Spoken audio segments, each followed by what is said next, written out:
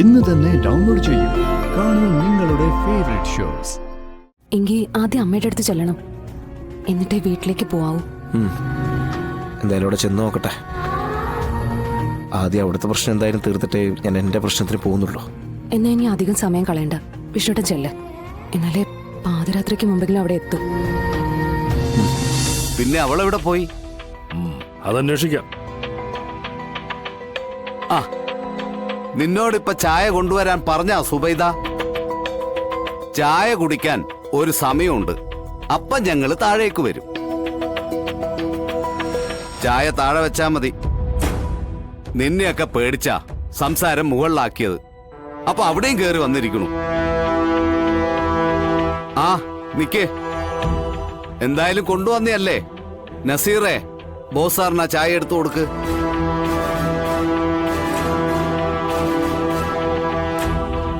Sir, ചായ. Thank you.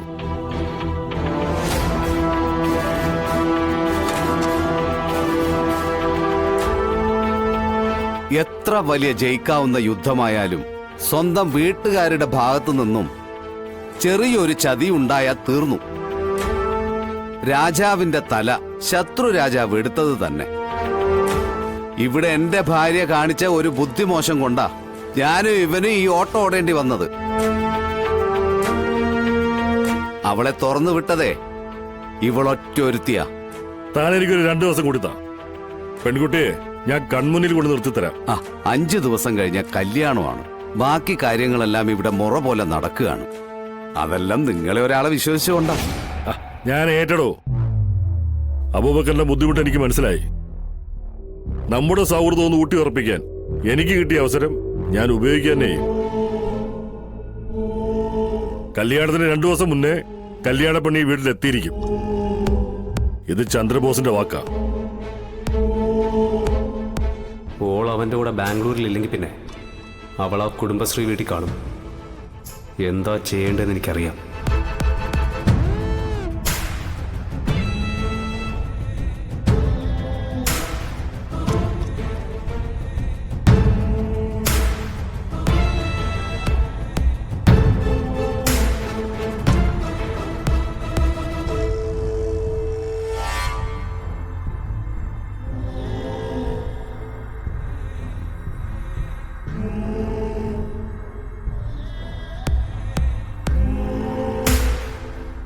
ഇത് ഇപ്പൊ തീരും. നമുക്ക് ഡോക്ടറോട് ചോദിച്ചിട്ട് ഇപ്പൊ തന്നെ പോയാലോ?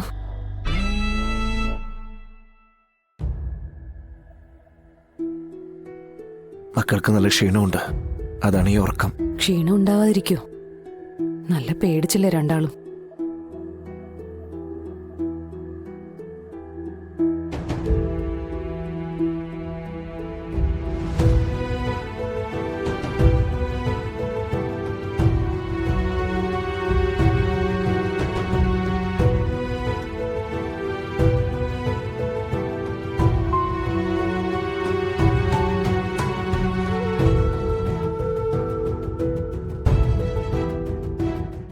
സിസ്റ്റർ, ഡോക്ടർ എപ്പോഴാ വരിക?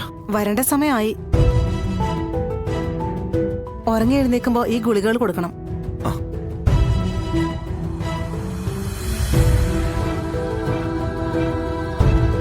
ഇതിപ്പം ഡോക്ടറെ കാണാതെ ഒന്നും പറയാൻ പറ്റില്ലല്ലോ വിഷ്ണുട്ടാ. വരട്ടെ, നോക്കാം.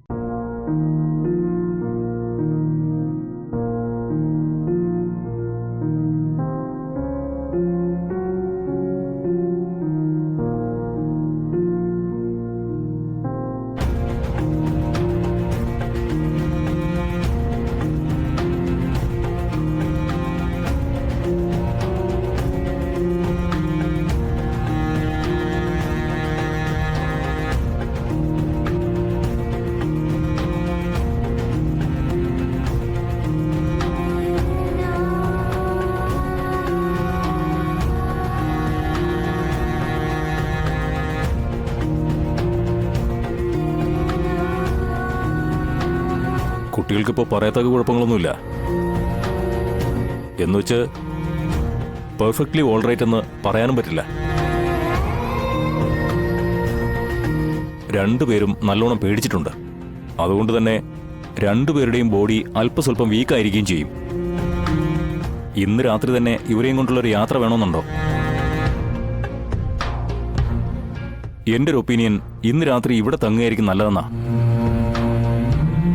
ഇനി അതല്ല പോകണമെന്ന് നിർബന്ധമാണെങ്കിൽ നിങ്ങൾക്ക് പോകാം. അതല്ല ഡോക്ടർ, അവിടെ ചെന്നിട്ട് ചില അത്യാവശ്യങ്ങളുണ്ടായിരുന്നു, അതുകൊണ്ട്. Okay, carry on. ഞാൻ ഡിസ്ചാർജ് പറഞ്ഞേക്കാം. അല്ല ഡോക്ടർ, അല്ലെങ്കിൽ ഇവരിന്ന് ഇവിടെ കിടക്കട്ടെ. അത്യാവശ്യമായിട്ട് ചെയ്യേണ്ട ജോലിക്ക് ഞാൻ പോയാലും മതി. എന്നാ പിന്നെ അങ്ങനെ ആവട്ടെ. ഇപ്പൊ തന്നിരിക്കുന്ന മരുന്നുകൾ തന്നെ കണ്ടിന്യൂ ചെയ്താൽ മതി. ഓക്കെ.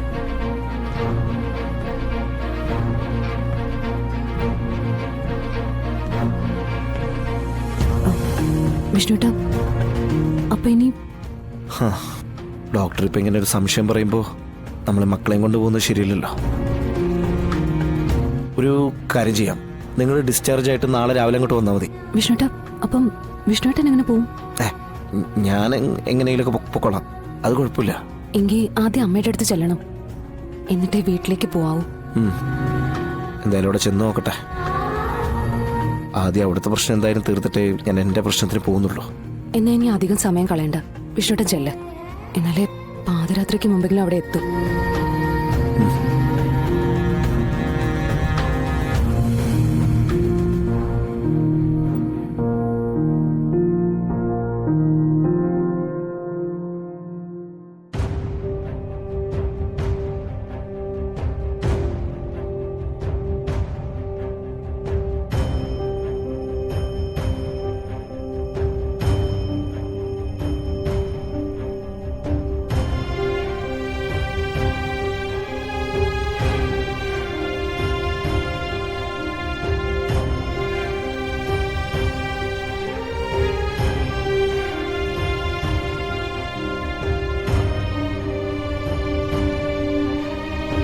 മക്കൾ ഉണരുമ്പോ പറഞ്ഞേക്ക്. അതൊക്കെ ഞാൻ പറഞ്ഞോളാം.